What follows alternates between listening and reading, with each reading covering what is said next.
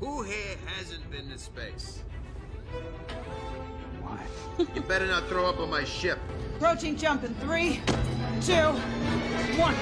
What's up and what's going on, fellow fanatics, and welcome back to another episode. In this episode, the long-awaited Thor trailer is finally here, and we are going to react to it as a panel. None of us have seen it, so we're going to jump right into this, and we'll give you guys our thoughts and everything after. It's about time. These hands were once used for battle. Now they're but humble It's a sweet tools shower. of peace. Yes. I need to figure out It is Sweet Child. exactly who I am. Another Like the song. Fat Thor. I'm going to choose my own path. Live in the moment. So we've already got the Guardians. My superhero days are over.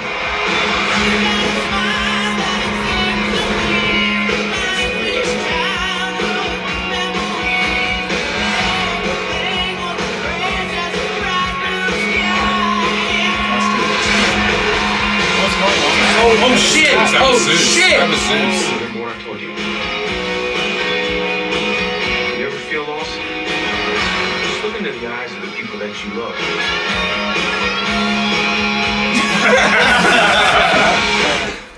Not me. What? Just listening.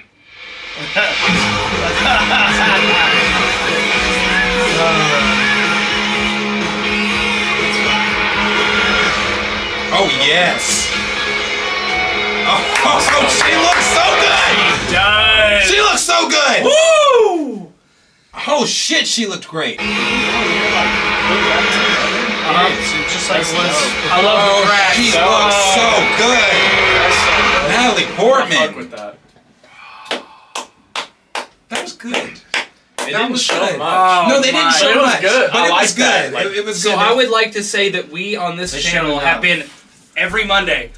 Thor should be dropping. Thor should be dropping. Every And it's morning, finally here. yeah, And every morning we get that text. but that's what I want, because Ragnarok, the first trailer was like that. It was goofy. It was funny. It wasn't this dark overtone kind of thing, and it was such a good movie. And this gets the same vibes. And it's fun. that's what I love about it, because I don't want to see another you know trailer. that's what even Chris Hemsworth himself loves about it. Is he, you know, after Thor: The Dark World, he didn't really want to be Thor anymore, but it was Taika's take on Thor and the comedy side of it, and bringing out Chris Hemsworth's comedy side, like. That's his This is- best thing. it's That's so his best good. Thor. His best time playing Thor is when he's the goofy Asgardian that doesn't, Yeah. that is Yeah. very like emotional without meaning to be Yeah. just silly. He plays that so well. Whereas in the Dark World, it was he's playing the Viking god, and it didn't work. It didn't work the same way. But that's what I wanted to see. Yeah, no, that was good. The rest of like And we saw Zeus. Yeah, Yeah. it's like, because if Yeah. you look at Ragnarok, which is the best Thor movie, it's like watching a Thor movie is The best supposed to Marvel make you movies. like, it's supposed to make you laugh, it's supposed to go into your emotions, maybe even cry, like with the family issues and everything, but it's just all around, it's supposed to make you feel like going a 360 of emotions with everything, so. Right. This trailer, honestly, it should, like Love and Thunder, it should just honestly be both sides of the emotional spectrum. I don't know. He said at the beginning of the trailer, it's gonna be Thor finding himself and really coming into who he is. Because in the first Thor, he was just trying to live up to Odin. I mean, then he was banished, and in the second Thor, it was really just the same thing. He's trying to live up to Odin. And Ragnarok, it's finally like, well, let's fucking kill him. Well, that, and I think there's this. And now he can be his own person. He doesn't have Asgard to go back to. I mean, it's like you said, what's the point in being a superhero if everyone you love is dead? Well, I that mean, and they're do this. honestly- They killed the big bad, and the Avengers are no more, and he's figured out what to do with himself. But I think an honest take. A lot of Viking things are always very harsh, cold cut, right? It's very, in any iteration of it, it's these hardened warriors that never smile and they're so serious. And that's what I love about Marvel's take on Thor, is when he shows up, he looks that way, and then he's the first one that's gonna like give you a hug and be real awkward with you and stuff. They make it lighthearted, kind of. They make it fun, where it's like these are still these big badasses, but they're like, he's kind of dumb in an adorable way, and they play that so well. And I think they do a great job now that they've figured out how to play him. They've done a really good job with Thor. You know, something that I always point out that Marvel does great is, one, the music in the trailers. The music is always spot on, and with every single soundtrack in every Marvel movie, it was great. Sweet Child of Mine, perfect song for that trailer. I thought that was really cool.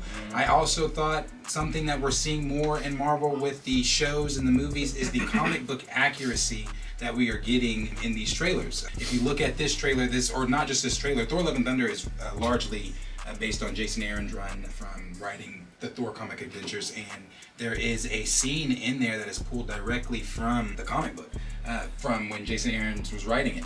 And again, I just love that because it's just keeping that, showing that they're not afraid to literally take a page from the comic and put it on.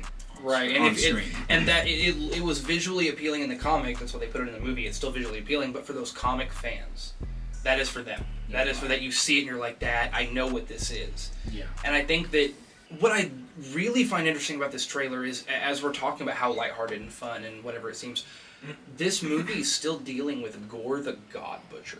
You know, we're dealing with it. There's a dark part of this story. That's exactly. And from that, I have no clue what it is. And we still haven't seen Gorr on screen. I think that's great. Maybe. Right, but that's what I mean. That's what I'm saying. They're showing Christian Bale face is just a big. Well, see, maybe that's a question. That is a question that is out there. Or, you know, with Gorr not being in the trailer, and I know there were some people out there that were saying, "Oh, well, Gorr's not in the trailer. Why is Gorr not in?" Well, you don't put the big bad in the first trailer, and we're only two and a half months out from the film. Right. You know, you don't. I don't think you do that, especially with the question out there being, are they maybe reworking Gorr after seeing the negative pushback from fans? Yeah, and I think they did a good job on, like, because part of this movie again, you know, is I think they don't want to do a Dark World where this trailer could have been, you know, boom, God's dead everywhere, and you know, it's all. Almost, I don't want to say like Doctor Strange, but kind of, where it's such a serious trailer and we're seeing massive battles and bad things happen. They learned with Thor. He's hilarious. Make it fun. You know, he leaves Earth and goes to where all the other gods are, and it looks like they're partying and having a great time. But then you have this juxtaposed other scenes where Gorr is murdering gods, and it's building to it, and then Thor has to be involved, you know? And I'd like to see that in a way of, it's still a lighthearted Thor movie, but things get real. I think everything that we just saw is probably only in the first quarter of the movie. Yeah, I can see it. I'd say even less than that. Yeah, maybe even less. Right. I think there's a lot that they're still hiding. All this partying Thor's going to do, my super hearing days are over, something's going to happen that's going to make it come to Gorr's going to happen. Right, Gorr's going to happen. Right. But what exactly is Gorr going to do to make it come to an abrupt halt? And that's what I'm curious Well, out. it could be a Marvel... It could be. This is just me kind of thinking here. It could be like a Marvel Siege type of deal. You remember in Marvel Siege, it was when Norman Osborn had gotten the Cabal together, the Dark Avengers Cabal, whatever, got them together and they attacked New Asgard, which is located, Oklahoma.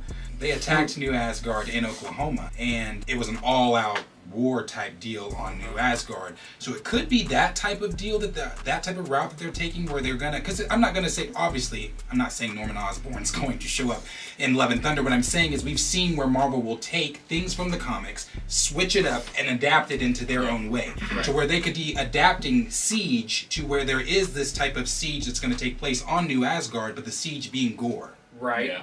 Right. I think that could be a really cool. Well, I like that concept. Take that concept. Yeah. I like what they're doing, and they're doing. You know, they're paralleling with Moon Knight at the same time. We're getting the full exposition of the different pantheons, of the different like you know, we saw Zeus in the trailer, right? We're going to probably see Hercules as well. That's rumored. We're going to see Bast in it. That's rumored as well. Rumored, damn near confirmed. And in the meantime, with Moon Knight, we're seeing I can't think what they're called, the Egyptian pantheon. I like that they're going into the gods. But it seems to be this overall theme right now is they're going, let's establish that they're establishing things well. But this isn't establishing an Iron Man origin. This is establishing the Pantheon of Gods.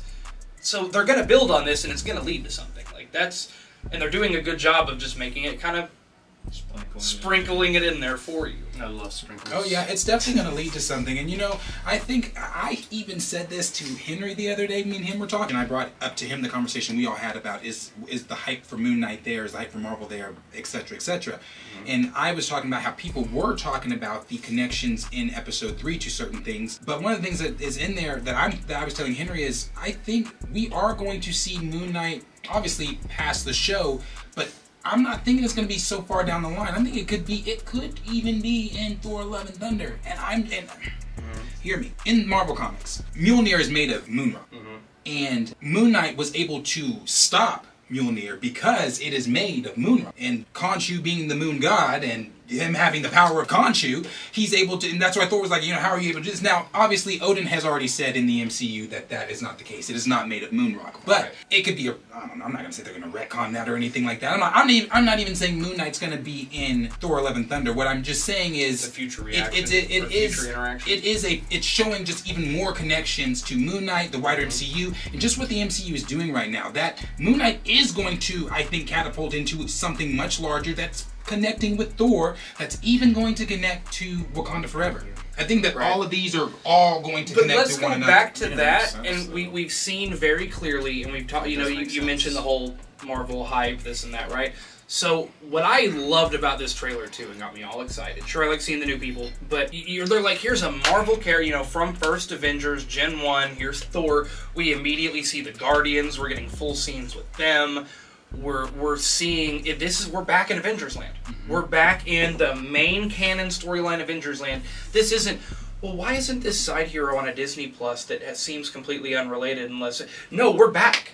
Yeah. And it's going to explode for that reason. People do like seeing this connection. It feels good. It's like, oh, here's all my favorite characters brought in.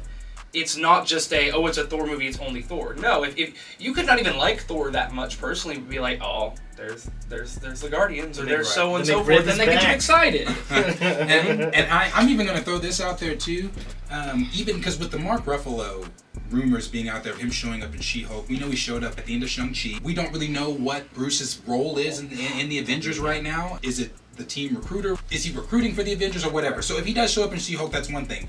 But Hulk has connections to New Asgard because of all the time that he spent, you know, he spent all that time with the Grand Master on planet is escaping my head. Correct me in the comments there. But then he went back with Thor to Asgard, and he has a connection to King Valkyrie. He has a connection to Valkyrie because of, you know, what do you call her in Ragnarok?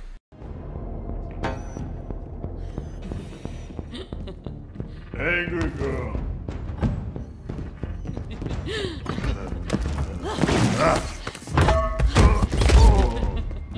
What's going on? What are you... He has a connection to her. So with that connection being there, could it be a thing where Mark Ruffalo, and I'm not talking as Smart Hulk, whatever's going to happen in from the rumors we've heard in She-Hulk, it's going to revert him back. Right. So if that happens, could he show up as the old? Well, he showed up in Shang-Chi as Mark Ruffalo.